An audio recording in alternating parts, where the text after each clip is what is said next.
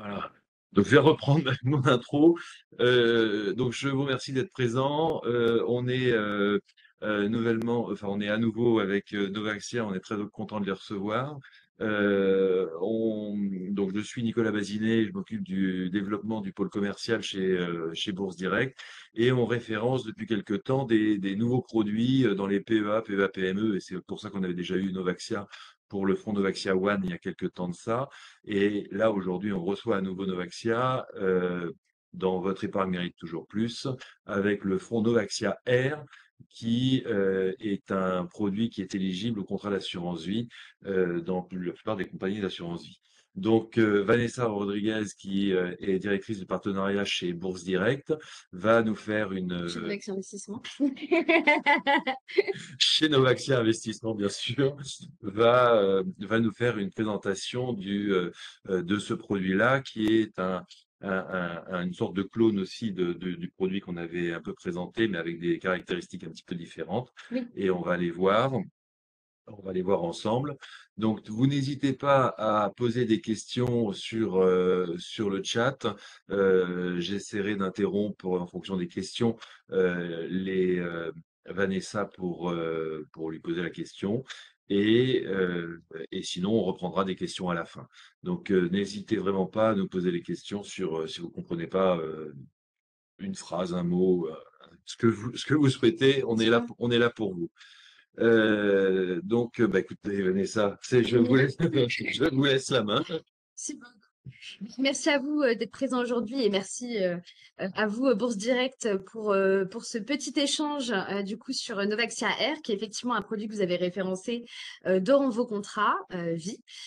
C'est une unité de compte d'immobilier résidentiel. Alors, on parle beaucoup de résidentiel en ce moment. Vous allez voir que c'est quand même un produit, enfin, l'immobilier résidentiel globalement est assez résilient et surtout un produit qui est responsable et vous le verrez pourquoi. Et on va traiter du coup du recyclage urbain, qui est une thématique qui est vraiment en devenir, j'ai envie de dire, au niveau sociétal globalement. Peut-être un petit point avant, vous présenter la société de gestion Novaxia Investissement. Ah, On va le faire à chaque fois. d'accord, ça va être à chaque fois. Attendez, je vais voir si je peux pas faire un affichage. Non, je vais pas le mettre en plein écran. Ah oui.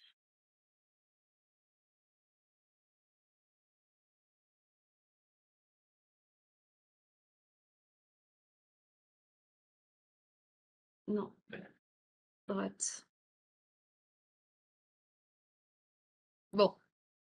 Novaxia Investissement, c'est une société de gestion qui a été agréé AMF depuis 2014. Néanmoins, c'est un groupe qui vit déjà depuis plus de 15 ans. Donc, depuis plus de 15 ans, nous faisons du recyclage urbain. Notre cœur de métier, notre expertise dans le monde des sociétés de gestion immobilière. On est passé récemment en novembre 2020 entreprise à mission. Ça nous tient vraiment à cœur de participer à cette thématique. Vous avez quelques chiffres sur la société en sachant qu'on a quand même doublé les effectifs et qu'on devrait atteindre la fin de l'année avec un petit peu plus de 100 collaborateurs. 900 millions d'encours sous gestion et que l'intégralité de notre gamme de produits est ISR.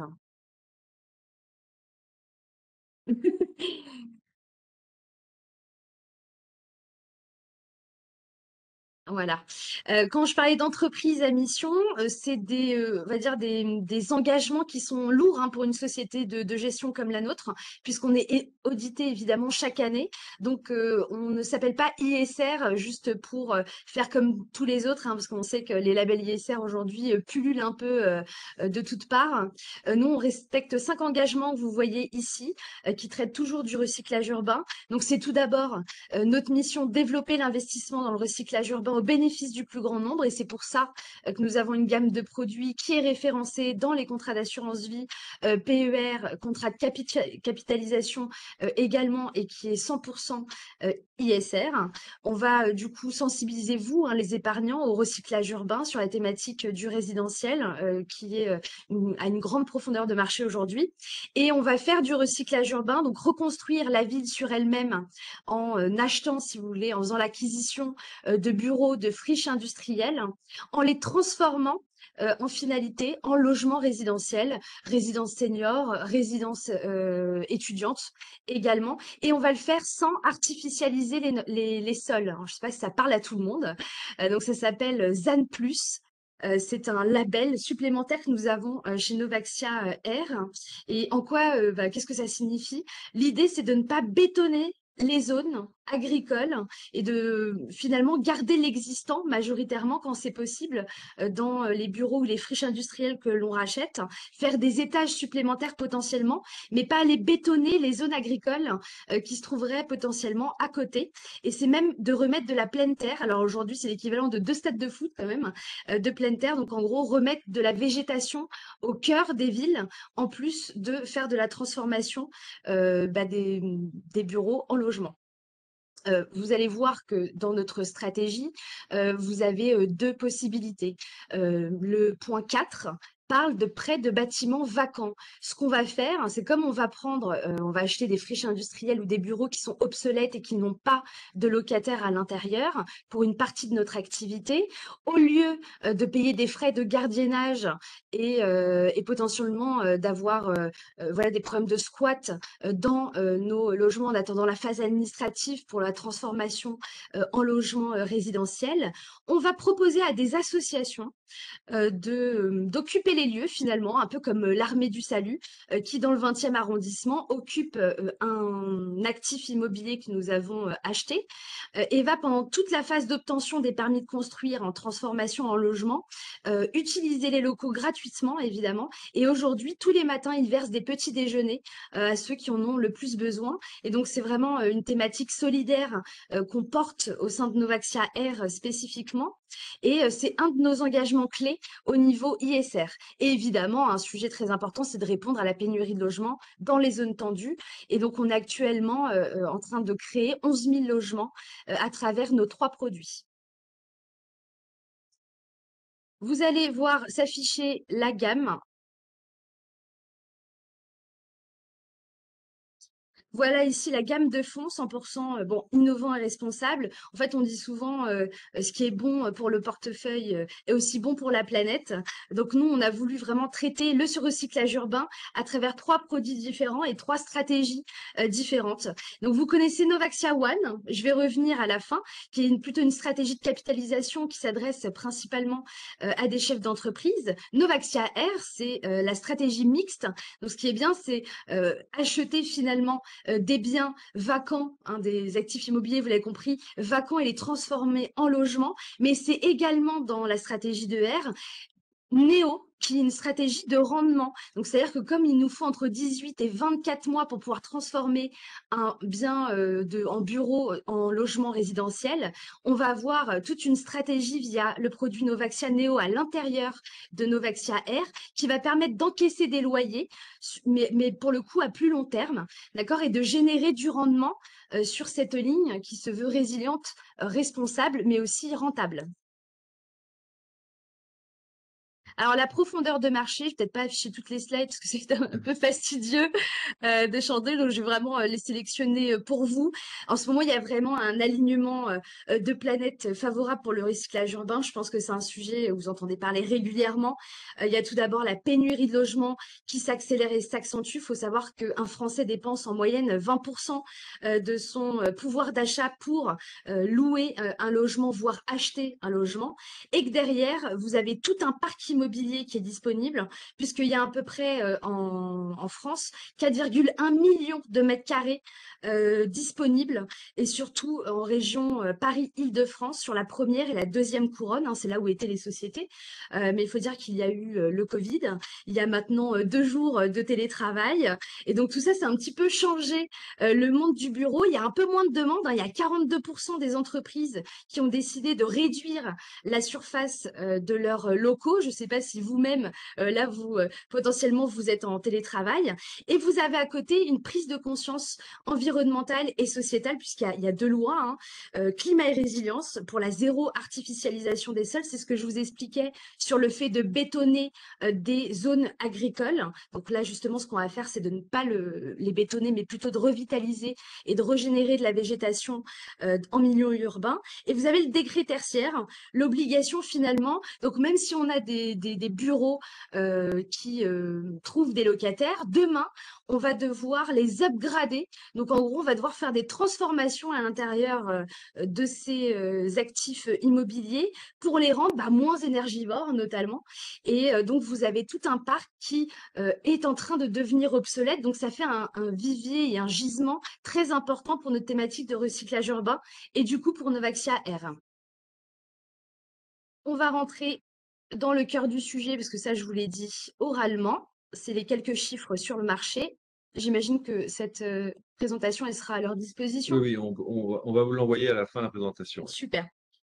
Donc, ce fonds qui s'appelle Novaxia R et qui est une unité de compte à l'intérieur des contrats d'assurance vie, notamment de Bourse Directe, que vous pouvez retrouver, a un objectif cible, parce que bon, alors c'est pas tout, hein, d'être résilient, responsable et solidaire, mais il faut que vous, qui participez finalement en tant qu'investisseur privé à cette thématique du recyclage urbain, vous voyez quand même votre intérêt. Donc, en plus des critères responsables et solidaires, c'est un fonds aujourd'hui qui a comme objectif de générer du 5% annualisé sur cet investissement-là. Donc, c'est une performance qu'on a faite l'année dernière, mais il faut savoir que c'est un fonds qui est assez récent puisqu'on a sorti ce fonds-là en mars 2021. Donc, il a fêté sa première bougie il n'y a pas si longtemps que ça. Et on était debout sur du 5,08% annualisé. Quand je vous donne les performances, c'est évidemment net des frais de gestion. Tout ce qu'il faudra enlever, c'est éventuellement les frais du contrat chez Bourse Direct notamment. Donc, on a parlé de la profondeur de marché. Il faut savoir que c'est un fonds qui capitalise aujourd'hui 346 millions d'euros. Et un élément important pour vous de connaître, c'est que ces 346 millions d'euros, heureusement, ils sont 100% engagés et investis dans nos 65 projets à l'intérieur de Novaxia. Donc ça, c'est important. Et je vous dis que c'est important parce que d'avoir du cash à l'intérieur d'un fonds, ce n'est pas rentable. Là, ici, il n'y a pas trop de sujets. On a parlé de la profondeur de marché qui est assez énorme entre la pénurie de logements et l'immobilier de bureau qui tend à être de plus en plus obsolète dans le temps. Et maintenant, on va parler de la stratégie d'investissement. Dans R, la stratégie, ça reste le recyclage, mais pour recycler un bien, on va avoir une durée entre 4 et 5 ans pour le transformer en logement résidentiel que vous, nous, nos enfants, demain, pourront éventuellement acheter. Donc, pour générer de la performance tout de suite, on a décidé d'investir une partie des fonds de Novaxia R dans un autre fonds qui s'appelle Novaxia Neo. Je vais vous afficher les éléments. Voilà, hop, je vais vous expliquer comment ça fonctionne. Voilà. Ici, vous avez un petit peu le temps de portage, qui soit du portage foncier, recyclage de l'actif et fin de l'opération. L'idée, c'est qu'il y a deux stratégies à l'intérieur, j'y reviens. Il y a l'actif vacant qu'on va prêter à une association pendant 18 à 24 mois, le temps en fait d'avoir tous les permis de construire nécessaires jusqu'au permis de construire purgé, vous savez, purgé de tout recours, qui va nous permettre de lancer la phase de travaux qu'on va mener en copromotion avec un gros acteur de la promotion immobilière comme Altaria Cogedim, par exemple, qui est un très gros de nos partenaires, qui vont faire les travaux jusqu'à évidemment mettre en commercialisation les lots. Alors soit c'est une vente groupée, c'est-à-dire qu'une fois qu'on a réalisé les travaux, on va vendre directement à un institutionnel l'ensemble du bâtiment, soit on va faire des ventes en lots directement aux particuliers. Et donc ça, c'est une phase de portage qui va être assez longue dans le temps. Donc les prises de valeur, vous les voyez ici, elles sont ponctuelles et elles arrivent un petit peu en escalier à l'intérieur du fonds. C'est-à-dire que la première étape, je fais l'acquisition du bien, d'accord. La deuxième, donc c'est la première prise de valeur, on va déposer le PC, enfin donc le permis de construire, et deuxième prise de valeur, on va avoir le permis de construire qui sera obtenu et en cours de purge. troisième prise de valeur, il sera purgé, le permis, et à ce moment-là, on pourra commencer les travaux, ce qui est ici notre cinquième étape et la quatrième prise de valeur. Pour chaque étape, eh bien, le bien va être valorisé 25, 25 jusqu'à 50% en quatrième étape, et c'est à ce moment-là, finalement, c'est dans cette partie-là qu'on fait le plus de performance. Sauf qu'entre-temps, vous qui êtes porteur de parts et investisseur et qui souhaitez avoir un investissement rentable, bah, vous n'avez pas devant vous 5 ans à attendre pour que le fonds délivre de la performance. Donc, ce qu'on va faire à l'intérieur, et c'est ce que je vous disais juste avant, on va privilégier un fonds qui est en zéro frais d'entrée, hein, qui s'appelle Novaxia Neo. Hop, non, voilà. Et on va acheter des actifs loués à moyen long terme. Qu'est-ce que ça veut dire moyen long terme? On va acheter des actifs immobiliers qui sont aujourd'hui complètement loués par des grosses sociétés, notamment Valeo ou d'autres grandes marques comme ça. Ils ont des baux commerciaux qui vont durer dans le temps et ces entreprises-là, elles vont nous verser un loyer tous les mois.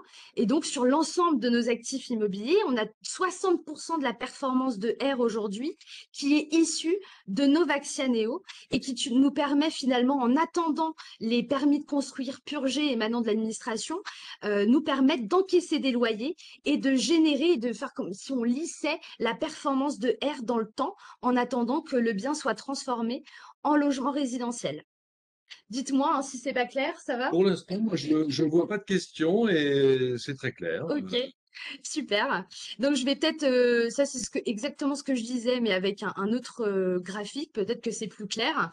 L'acquisition d'un bien vide ou loué à court et moyen terme. Après phase 2, on va lancer toutes les étapes administratives qui est le dépôt et la purge du permis de construire.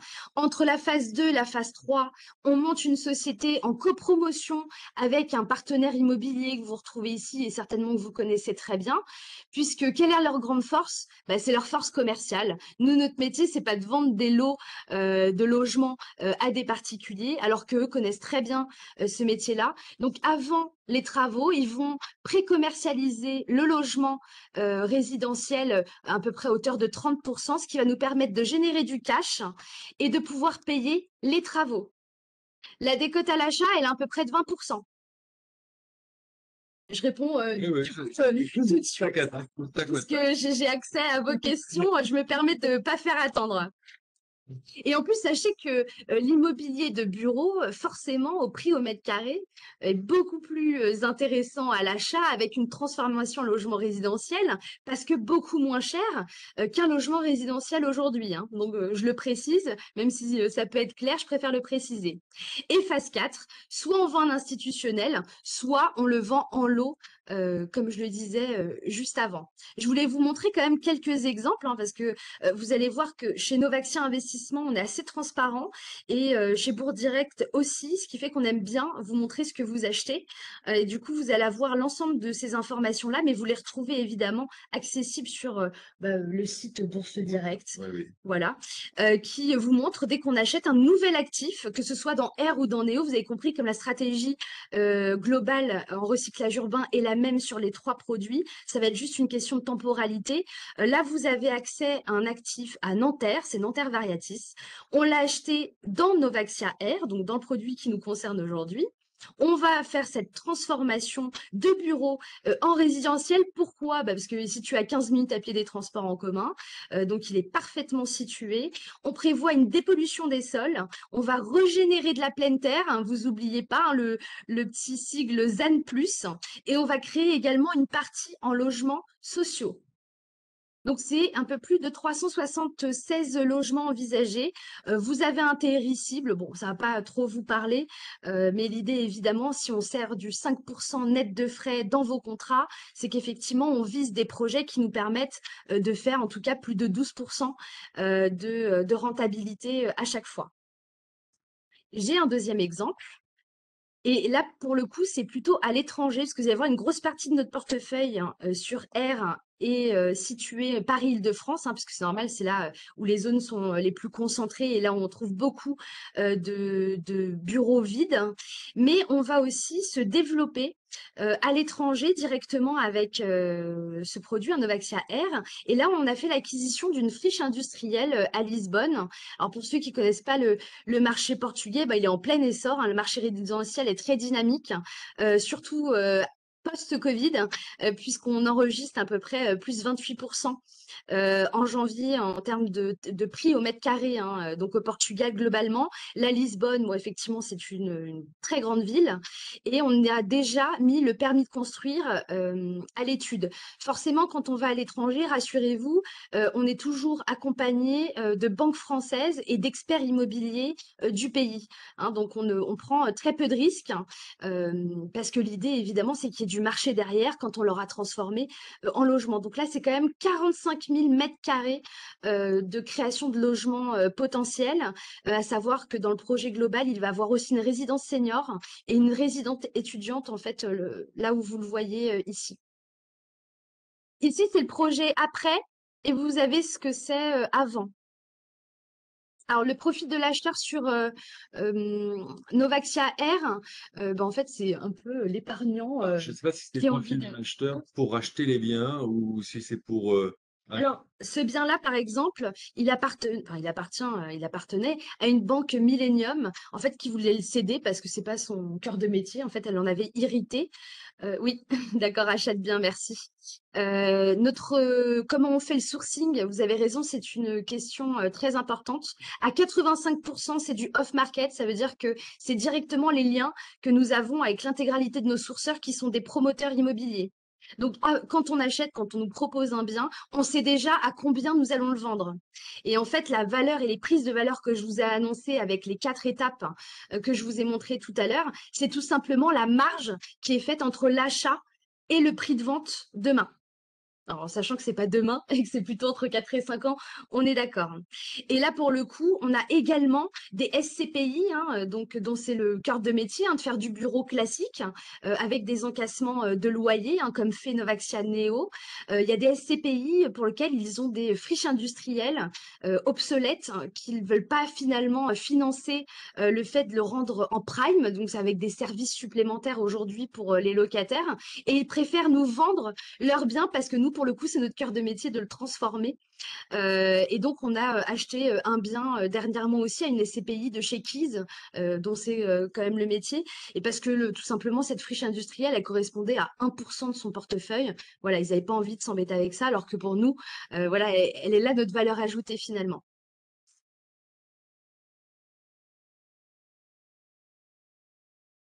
Donc ça, c'est Néo. Néo, c'est ce que je vous disais, avant de faire de la transformation de logements résidentiels, on va avoir une partie des fonds de Novaxia Air qui vont être alloués à un produit qui s'appelle Novaxia Neo et qui est une SCPI plutôt classique, mais qui travaille en recyclage urbain, donc qui étudie toujours un plan B dans ses achats de bureaux.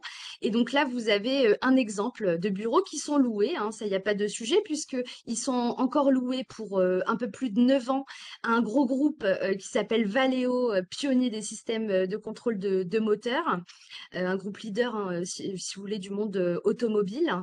Et donc, pourquoi faire l'acquisition de ce bien-là? Puisqu'il est loué, il verse donc des loyers tous les mois, ce qui génère du rendement à l'intérieur de Novaxia Air et qui permet de mettre en attente notre porteur de parc, qui sont vous-même, évidemment, les épargnants, en attendant d'avoir des projets qui se finalisent en termes de recyclage en logement résidentiel. Donc ça fait partie aussi d'un exemple. Donc la performance, si je me suis bien exprimée, elle est faite en deux parties. Vous avez une partie qui sont des actifs immobiliers de bureaux qui sont actuellement loués, dont on encaisse les loyers pour pouvoir générer aujourd'hui 60% de la performance de Novaxia Air. Et vous avez une partie sont des actifs qui sont finalement vacants ou obsolètes, en attente de permis de construire purgés et qu'on va transformer en logement résidentiel. Et ça pour à peu près 40% aujourd'hui de la performance globale dans Novaxia Air. Ah, oui, exactement. Le télétravail va Donc, je vais peut-être, Non, non, il faut juste poser la question parce que alors je lis la question. Le télétravail ne va-t-il pas faire diminuer la demande de bureaux, surface de bureau, loyer? Exactement. En introduction, merci, c'est une très bonne question. En introduction, je vous faisais un petit point marché et Novaxia Air, son travail et son, on va dire sa mission, c'est de recycler justement ces bureaux qui sont vacants et obsolètes en logement résidentiel. Donc là, votre question, elle est surtout pour Novaxia Neo, dont la stratégie finalement, c'est d'encaisser des loyers d'actifs immobiliers qui sont déjà loués. Il faut savoir que Novaxia Neo n'est pas une SCPI classique, puisqu'avant l'acquisition, dans le cas où on ne trouverait pas de locataire demain, parce que forcément la demande elle a un peu changé, même si le bureau n'est pas mort, hein, je précise quand même. Pourquoi? Parce que les bureaux, les tendances vont changer en termes de consommation. En fait, aujourd'hui, on va vouloir se déplacer dans un bureau, mais on va vouloir qu'il y ait une salle de sport, qu'il y ait une grande cafétéria. Voilà. Et donc, il y a tout un potentiel en fait de transformation énergétique et même au niveau des services dans les bureaux. Et ça va être plutôt le travail de Novaxia Neo que je vous présente ici. Donc, on va étudier un plan B, quoi qu'il arrive. C'est-à-dire, de base, on veut avoir des loyers, hein, vous l'avez compris, pour générer du rendement. Demain, si on ne trouve pas de locataire pour une partie des étages d'un bien immobilier en bureau, on va pouvoir lancer le plan B. Et le plan B étant, je vous le donne en mille, bah, le recyclage en logement résidentiel. Donc, je ne sais pas si j'ai répondu à votre question, mais vous allez avoir quelques données chiffrées dans la présentation que j'ai passée, parce que du coup, avec les slides, c'est pas très simple, mais vous avez raison, il y a 42% des sociétés en France qui ont réduit considérablement leur surface de bureau, ce qui donne un potentiel énorme, hein, puisque je l'ai dit, il me semble, mais c'est un peu plus de 4 millions voilà, de mètres carrés. Le marché résidentiel sera-t-il associé aussi à des services? Alors pour le coup, non. On n'a pas prévu alors ça dépend, hein, si on parle de résidence senior, effectivement, il y aura du service à l'intérieur. Si on parle de résidence étudiante, il y aura également des services. La majorité seront quand même du logement résidentiel pur, donc en gros, bah, l'appartement de monsieur et madame Michu, hein, de manière très classique. Il n'y a pas de services qui sont alloués. Par contre, vous imaginez bien que quand on obtient les permis de construire, c'est forcément dans les dernières normes. Donc, pour le coup, en termes énergétiques, il y aura vraiment ce qu'il y a de mieux, en tout cas de ce qui se fait de mieux aujourd'hui, de monsieur oui, tout le monde. dans votre exemple de Nanterre, là, vous avez des logements sociaux, mais vous n'avez pas de services complémentaires. Il n'y aura pas de service complémentaire. Par contre, à Lisbonne, et je pense que c'est pour ça qu'il y a eu la question, dans l'actif à Lisbonne, comme il y a quand même 45 000 mètres carrés de création de logements, on a prévu, en fonction des besoins hein, de cette ville, d'avoir une résidence senior, une résidence étudiante et après, évidemment, le reste en logement classique, effectivement, Xavier, de monsieur tout le monde. Alors ici, ce sont, en définitive, acquérir, c'est détenir 60%. Alors, pas exactement, mais c'est une bonne question au niveau de l'allocation. Alors, en définitive, acquérir Novaxia Air, c'est détenir 60% SCPI, en l'occurrence Novaxia Neo. Alors, dans l'allocation globale, vous avez 5% de Novaxia Air qui va sur des fonds solidaires, d'accord? Parce que je vous rappelle qu'on est ISR, mais qu'on est label aussi Finansol. Merci, vous me permettez la transition sur ma slide que vous voyez apparaître actuellement qui en ferait un produit du coup très responsable. Vous avez le prêt vacant aussi, hein, pour inciter sur cette thématique on va dire, finances responsables. Et vous avez donc une partie en liquidité, 10%. Vous avez 35% de Novaxia Neo. Donc, c'est pas 60%. J'ai dit 60% en SCPI tout simplement parce que je décomposais la performance aujourd'hui. Et la performance aujourd'hui, on est sur du 0,42. Vous avez une majorité qui émane évidemment du produit Novaxia Neo puisque c'est voilà, un fonds qui récupère des loyers tous les mois. Et vous avez le reste, donc 40% de la performance aujourd'hui, qui émane des différentes étapes de progression dans le recyclage urbain. Donc non, vous détenez pas 60% en SCI, mais vous allez détenir entre 30 et 35% de Novaxia Neo. Parce que je comprends bien, c'est un fonds que vous avez lancé depuis un an. Oui, Donc, vous collectez de l'argent sur ce fonds-là. L'argent, il faut le placer pour pouvoir exactement. trouver vos logements que vous allez recycler. Oui. Et donc, En attendant, pour en a avoir de la performance voilà, immédiate, en attendant de faire tous les travaux pour c'est le ça, recyclage, donc vous placez sur une SCPI qui vous fait des revenus exactement. et ça va être de moins en moins parce qu'au bout de 5 ans, vos appartements vont être Oui. vendus et La donc part de la voilà. performance de Novaxia Neo, elle va être de plus en plus perfectible. Mmh. Par contre, la répartition de la location, vous en aurez quand même entre 30 et 35 dans Novaxia Air globalement. Et c'est en phase 5 qu'au moment de la vente qu'on va récupérer le plus de La majorité de la de la performance, elle arrive, performance. bien sûr, oui. Voilà, donc il y a Alors, il y a une autre question. Je suis débutant en notion de produits financiers. Pouvez-vous expliquer exactement ce qu'est une unité de compte? En effet, mon assurance vie est définie par unité de compte et je comprends cette notion. alors, c'est une bonne question. Et justement, c'est une question que je voulais aborder aujourd'hui avec Vanessa. C'est que dans un contrat d'assurance vie, ce n'est que des unités de compte. On dit que c'est une SCPI, mais en fin de compte, la SCPI est une unité de compte. Donc, vous sélectionnez un produit et c'est une unité de compte, obligatoirement. Oui, Donc, c'est une unité de compte. Mais ce qu'on voit dernièrement sur les contrats d'assurance vie, c'est qu'on voit les compagnies d'assurance qui intègrent de nouveaux produits. Alors, de nouveaux produits sur ce que j'appelle moi les contrats d'assurance vie un petit peu patrimoniaux, c'est-à-dire que si vous allez à votre guichet à la Société Générale BNP ou n'importe quelle banque, vous n'aurez pas accès à ces produits-là parce que c'est des produits qui sont un petit peu haut de gamme, distribués par des conseillers en investissement financier et nécessitent une explication. C'est pour ça qu'on fait des webinaires pour expliquer ce genre de produits, que vous les compreniez, parce qu'il faut les acheter et pas les revendre demain. Donc, c'est pas une unité de compte qui est investie sur le CAC où vous visez 10% de hausse. Là, au contraire, c'est une allocation d'actifs, c'est une diversification. Donc, c'est des nouvelles unités de compte. Et donc là, ici, on est sur. Donc, les assureurs font rentrer des nouveaux produits pour remplacer le fonds en euros pour qui cette. générait avant 6% et qui aujourd'hui Voilà. arrive péniblement à faire un 20. Oui, péniblement. Même si les taux remontent, ça prendra du temps avant de revenir sur des taux sur le fonds en euros importants. Et donc, ces nouveaux produits ont des caractéristiques qui sont très sympathiques en diversification, en placement long.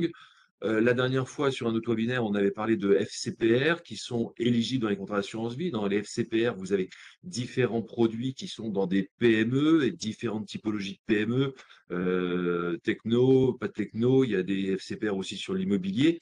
Et là, on n'est pas sur un FCPR, on est sur une SC, quoi, une C'est société une civile. société civile. Société civile. En fait, l'idée, c'est de mutualiser les. Vous avez un contrat d'assurance vie. Un contrat d'assurance vie, c'est une enveloppe fiscale, d'accord? Pour des raisons de succession et de fiscalité, vous avez tout intérêt à tous avoir évidemment au moins un contrat d'assurance vie pour votre épargne et pas de le laisser à la banque. Là-dessus, je pense que on est tous d'accord. Maintenant, à l'intérieur de cette enveloppe fiscale, vous pouvez choisir d'acheter plusieurs typologies de produits, des obligations d'État, des actions, donc des parts de société, de l'immobilier, et c'est notre sujet aujourd'hui, ou aussi placer votre argent sur du fonds en euros. Nicolas l'a très bien dit, le fonds en euros, effectivement, il ne sort plus du tout les performances qu'il faisait il y a une dizaine d'années. Néanmoins, ça reste un produit sans risque, d'accord, qui génère du 1,20%, voilà, net, et encore pas, oui, net des frais peut-être, oui, net des frais quand même. Et donc là, l'idée, c'est de faire une allocation diversifiée. Une allocation, c'est la sélection de produits que vous allez faire dans votre contrat. Évidemment, vous allez pouvoir être appuyé de toute l'expertise de Bourse Directe, mais pourquoi pas envisager une enveloppe immobilière à l'intérieur de votre contrat d'assurance vie qui vous permettrait non pas d'acheter tout un bâtiment parce que à moins d'avoir beaucoup d'argent et de vouloir mettre tous ses œufs dans le même panier, ça va être compliqué pour vous de le faire, mais d'acheter une société civile, une part, deux parts, trois parts, qui vont vous permettre de diversifier finalement vos placements et qui vont aussi lisser le risque dans le temps plutôt que d'investir dans de l'immobilier en direct. Donc la SC, elle va acheter pour vous une diversification d'actifs immobiliers. Et là, en l'occurrence, Novaxia Air, c'est de l'immobilier de bureau qu'on transforme après en logement résidentiel. Et donc ça, vous pouvez l'acquérir qu'à travers un contrat d'assurance vie parce que je pense que vous l'avez compris, sinon c'est un produit réservé aux professionnels, aux institutionnels que sont nos assureurs, nos mutuelles, qui nous accompagnent d'ailleurs derrière cette thématique-là et qui ont décidé de les référencer à l'intérieur de leur contrat d'assurance vie parce qu'ils croient en cette thématique. Et de toute façon, clairement, au niveau sociétal, on a besoin d'investisseurs comme vous pour arriver à avancer. Et donc, ce produit-là, il est accessible, donc à partir de 100 euros, hein, il me semble, le Le montant montant minimum. minimum, oui, ça va être 100 Oui, euros. voilà. À partir de 100 euros, vous pouvez acheter, voilà, une partie de ce fonds, donc une partie des 65 projets qu'on a à l'intérieur de Novaxia R. Et l'immobilier, donc de toute façon, est quand même une thématique qui est résiliente par nature, hein. Là, on voit ce que font tout le marché financier et c'est quand même assez anxiogène. Là, vous avez le niveau de risque ici. Quand on parle de profil client, quand on est trois, tout simplement, c'est que c'est entre prudent et moyennement risqué. Donc, on dit jamais que c'est garanti, d'accord? Parce qu'on parle de l'immobilier. Si demain, l'immobilier, globalement, perd moins 35% comme en 91-97, eh bien, effectivement, on verra la valorisation de notre fonds baisser légèrement. À cela de près que nous travaillons sur du bureau et que nous allons faire une conversion en logement résidentiel et ça reste un marché qui est résilient puisqu'il y a une pénurie aujourd'hui. Il y a des gens qui n'arrivent pas à trouver leur logement, qui n'arrivent pas à louer, ne serait-ce qu'un logement et encore moins à acheter. Et donc, ça fait un produit qui peut venir être en complément d'autres produits que vous possédez déjà à l'intérieur d'un contrat d'assurance vie, en sachant que maximum les frais de souscription pour entrer sur cette ligne-là sont de 2%, mais peut-être que Nicolas sera plus précis que moi, et que vous avez un 60% de frais de gestion qui sont déjà déduits hein, des 5% que je vous annonce net frais de gestion. En cas de crash immobilier, donc la question c'est: bonjour, seriez-vous concerné en cas de crash immobilier? Alors ça, c'est une bonne question, ça reste une problématique, effectivement, quand on fait de l'immobilier. Je dirais que oui, on peut être concerné, hein, puisque forcément, la revalorisation immobilière, globalement, s'il y a une crise immobilière demain, c'est ce que je vous disais, on sera impacté. À cela de près qu'on n'est pas sur de l'immobilier traditionnel, puisqu'on fait de la conversion de bureaux en logement résidentiel avec une temporalité entre 4 et 5 ans. D'accord? Donc, on pourra de toute façon prévenir l'anticipation de la baisse de prix au moment où on fait la conversion bureau qui est moins cher versus logement résidentiel qui est à des prix au mètre carré bien plus élevés. Donc, ça reste quand même un produit sécuritaire parce que là, on est sur du logement résidentiel. Si on serait que sur du bureau, évidemment, en cas de crash immobilier, effectivement, on serait impacté à hauteur de la baisse. Et en cas d'inflation, d'inflation un peu plus grande, comment vous allez... Vous avez raison, l'inflation, on commence et à mon avis, effectivement, nous, on l'a prévu oui, donc on va répondre. On a prévu effectivement dans notre bilan prévisionnel pour chaque acquisition. Il faut savoir que les loyers sont indexés sur l'inflation. Donc, quand il y a eu une inflation, finalement, ça se répercute directement sur les loyers, qu'ils soient au niveau des bureaux, mais également les loyers au niveau résidentiel. Donc, ça va se compenser. Par contre, je vais peut-être détailler encore un peu plus cette question-là. Il y a la partie inflation, mais finalement qui est compensée par la hausse des prix. Vous avez les prix des matériaux aussi et surtout l'indisponibilité de beaucoup de matériaux depuis notamment la guerre en Ukraine. On a travaillé là-dessus, hein, et c'est une slide qu'on a et peut-être que éventuellement je pourrais transmettre hein, si vous voulez aller un petit peu loin dans cette démarche. Nous, on a remarqué que dans nos projets, le coût travaux, c'est entre 30 et 40% du prix global. On a fait un cahier des charges en termes de matériaux qui est extrêmement flexible parce qu'aujourd'hui, on a des problèmes de délai aussi, hein. Donc, si c'est pas du bois, ça peut être du PVC. Si c'est pas du PVC, ça peut être de l'alu, de sorte vraiment à pouvoir pallier un peu à toutes les situations.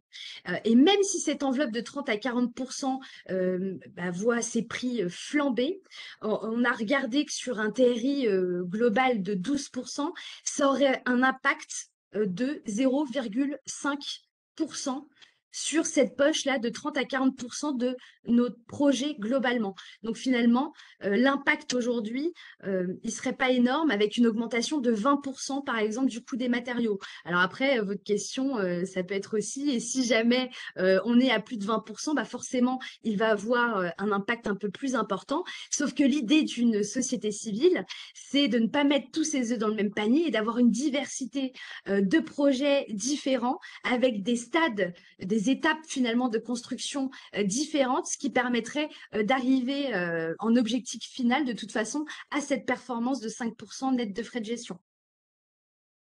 Il Est-ce que ne faut oui, pas non plus tomber dans une paranoïa sur les prix des matières premières, sur ce produit-là, parce que si jamais on arrivait sur quelque chose de plus catastrophique, plus global, toute l'économie en serait impactée. oui, Et dans ce cas-là, la performance de ce fonds-là par rapport à un autre fonds, on sera tous pareils. Ici, il y a un petit peu plus de de sécurité. sécurité, de diversification, Mm. d'un horizon de temps qui est quand même de 5 ans. Enfin, là, vous mettez une durée de recommandée 8 ans, donc c'est 5 ans, le temps de porter les Oui, projets et ainsi exactement. de suite. C'est plutôt pour le Euh, porteur de part, le oui. porteur de part, en, c'est en complément de la vente derrière dans 5 ans. Donc c'est une sorte de promotion aussi Oui, et pour la vente et donc et dans un système un peu social. Donc c'est voilà. J'avais une remarque sur le oui, slide. On fera prochainement parce que le 22 août, je crois, c'est la date de la mise en place de la nouvelle réglementation sur les labels bio et tout ce qui oui, tout ce qui va là-dessus. Donc on essaiera de vous faire en septembre un séminaire sur le SFDR, la réglementation, le règlement disclosure SFDR sur les produits durables de l'article 8 et l'article 9. Ça, vous oui. allez en entendre parler à la fin de l'année et pour les 2, 3 prochaines années, je pense. Donc Novaxair, du coup, est article 9, Cet donc est un article 9. produit durable Voilà. dans le règlement de la SFDR. Voilà. Et donc de mettre dans vos portefeuilles une partie de durabilité. Alors, ils ont un autre mot, même Durabilité, oui, ouais, oui. c'est intéressant et j'espère que ça fera le coussin un peu pour amortir les chocs, ce genre de Oui. choses. Alors, on a une question, on n'y a pas répondu. Je ne comprends pas, c'est le promoteur qui décide des matériaux et qui s'engage sur un prix au mètre carré. Alors, le promoteur s'engage pas sur des matériaux. On monte le cahier des charges des matériaux avec lui et on s'assure que le cahier des charges soit le plus flexible possible. Mais oui, vous avez bien compris. En fait, le promoteur, il est au démarrage de l'opportunité d'achat, d'acquisition, puisqu'il va nous faire remonter un projet immobilier. Il va nous dire que ça l'intéresse de trouver, voilà, de changer de destination de bureau en logement résidentiel. Donc, en prix d'acquisition, qu'on paye avec une décote, hein, je vous rappelle, on sait déjà à combien on va le vendre une fois les travaux finis. Donc, on connaît déjà notre marge sur chacun des projets et c'est ce que je vous disais en fonction d'étapes 1, 2, 3, 4.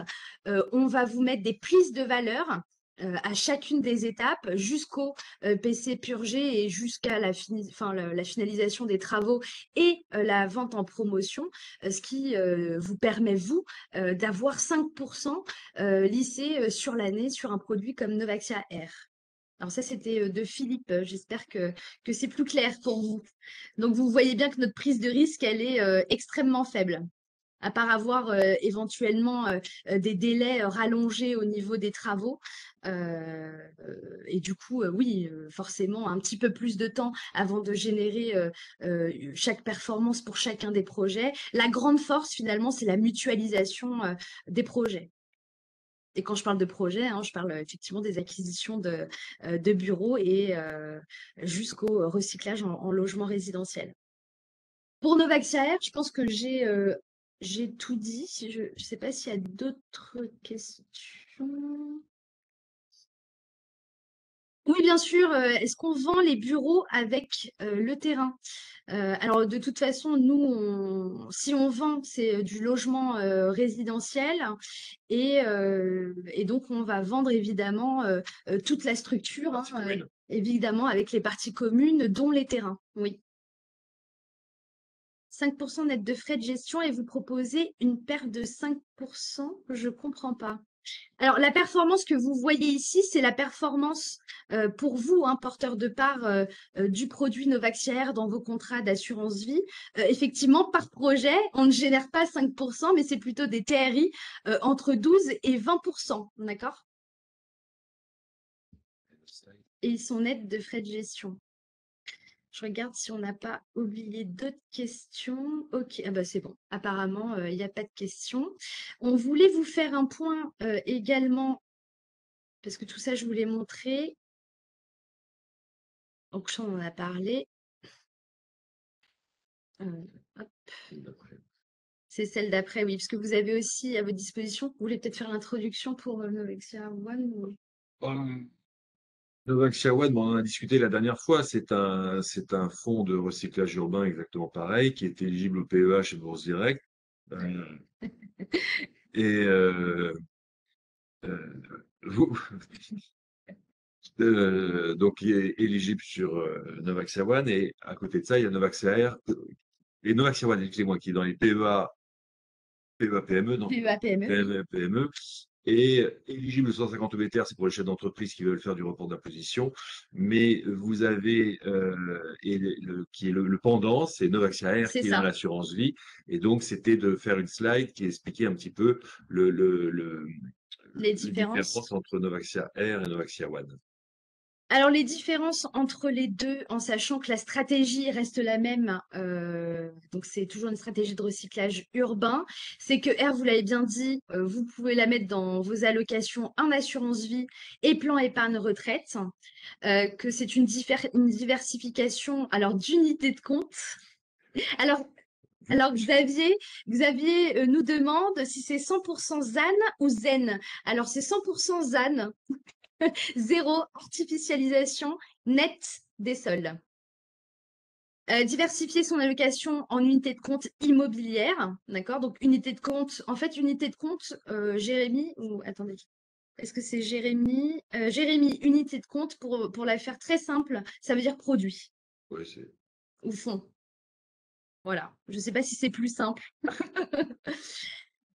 Complémentarité en fonds en euros. Donc, comme Nicolas l'avait très bien dit, les fonds en euros ne font pas la performance escomptée aujourd'hui, mais sont très sécuritaires, hein, puisque c'est un capital garanti. Novaxia Air n'a pas de capital garanti. Néanmoins, étant sur de l'immobilier responsable en logement résidentiel et de l'immobilier qui est résilient, ça en fait un fonds quand même extrêmement sécuritaire. Maxia One, donc c'est diversifier, valoriser le capital. On l'a parlé, ça se met plutôt dans des PEA, PEA, PME, plutôt pour des clients chefs d'entreprise en report d'imposition.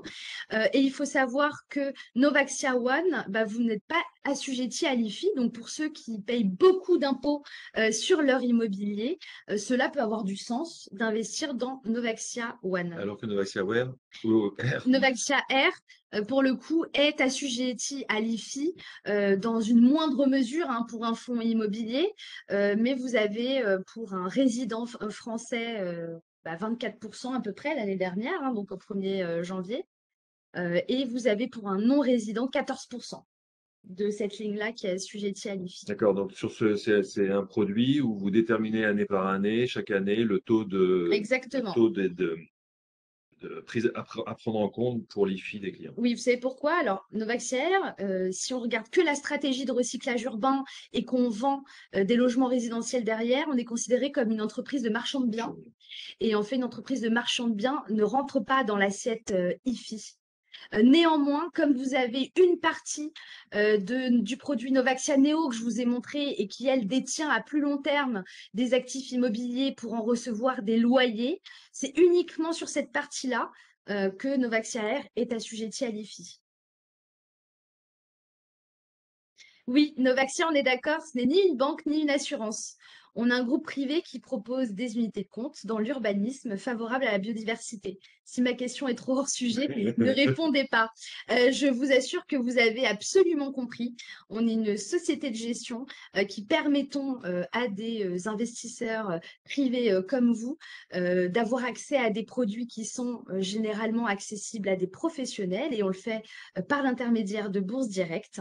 Et donc là, le sujet, c'est de l'immobilier responsable, de l'immobilier résidentiel et de l'immobilier qui rentre dans une démarche de durabilité, puisqu'on va prendre en compte toute la partie écologique derrière.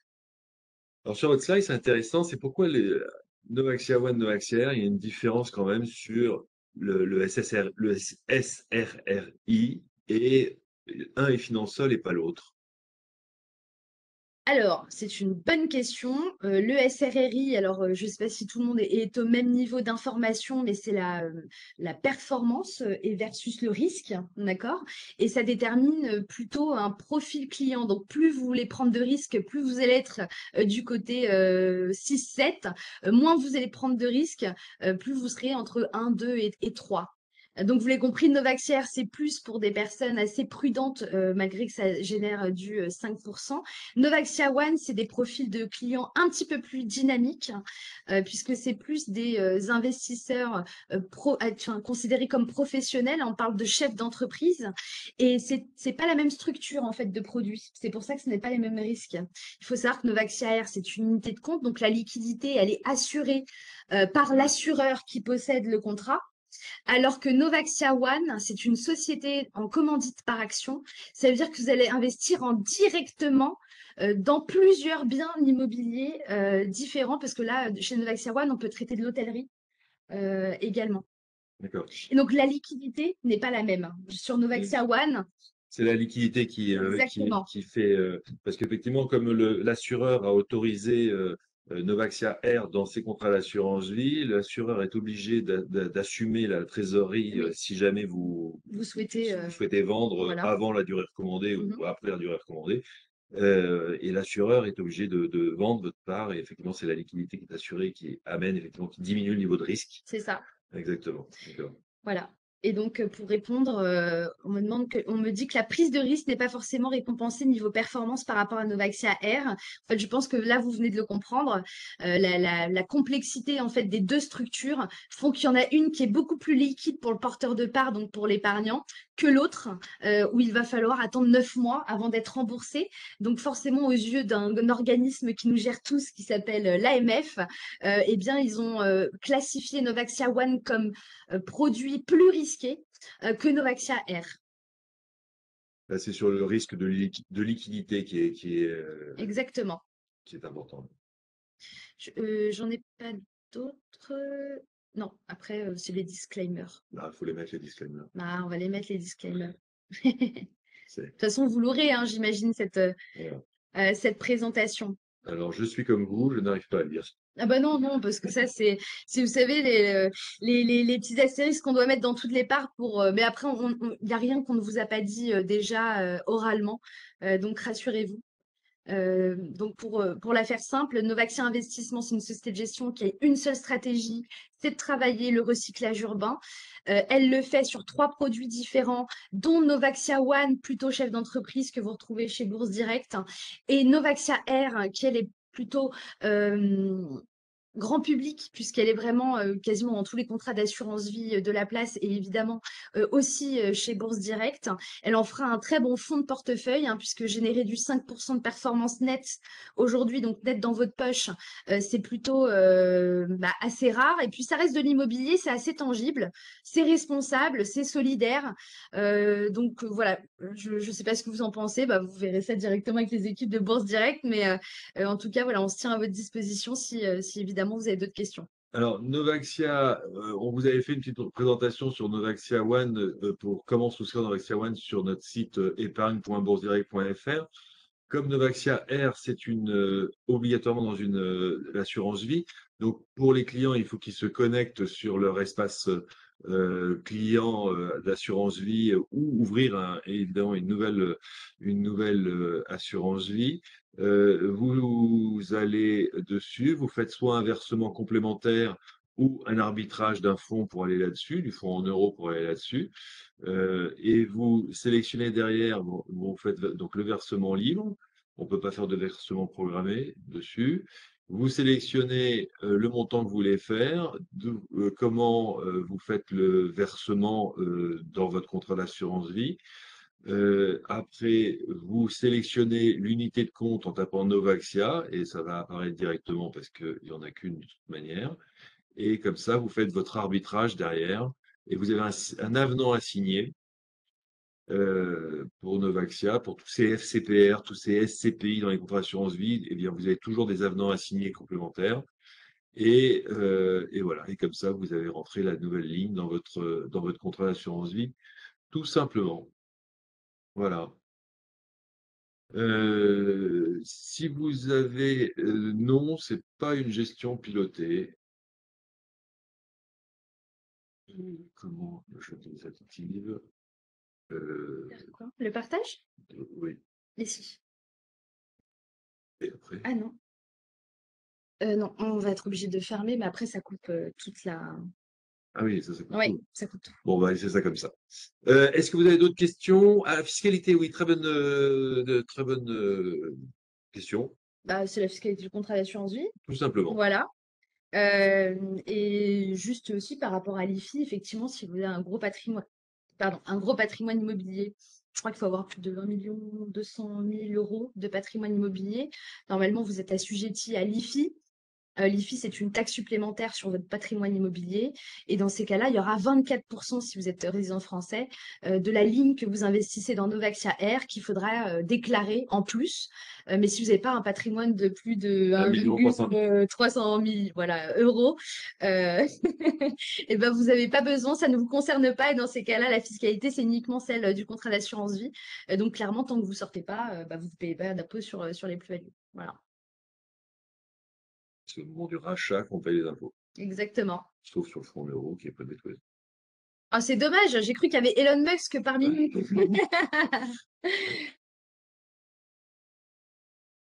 Très bien, bah écoutez, on vous remercie de nous avoir écoutés. Vous avez été réguliers sur le fil pour nous entendre, donc je pense qu'on n'a pas trop dit de bêtises et qu'on vous a intéressés.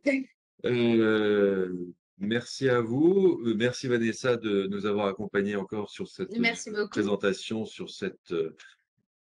Eh ben, avec plaisir, Jérémy, on est là. Vous m'appelez et on a plein de présentations à vous faire, plein de produits. Le nouveau pôle épargne qui a été créé chez Bourse Direct depuis 1 an est là pour vous accompagner sur tous ces autres produits, sur la diversification de votre patrimoine, sur aussi bien sur le démembrement, sur la clause bénéficiaire des contrats d'assurance vie, c'est à prendre en compte, sur choisir un contrat de capi ou un contrat d'assurance vie, ça aussi. Et il y a les deux contrats dédiés de chez Bourse Direct, qui est Bourse Direct Vie et Bourse Direct Horizon, mais on a d'autres contrats d'assurance vie aussi pour des gros patrimoines où il faut diversifier la signature de l'assureur.